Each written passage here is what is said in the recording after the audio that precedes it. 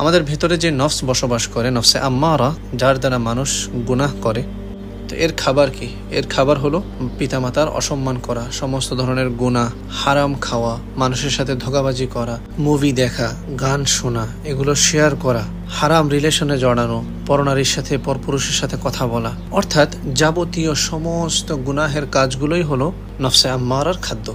আরেকটা হলো খাওয়া দাওয়া করা। আর যে নফসে মুতমাইন্না আছে, এর খাবার কি? এর খাদ্য কি?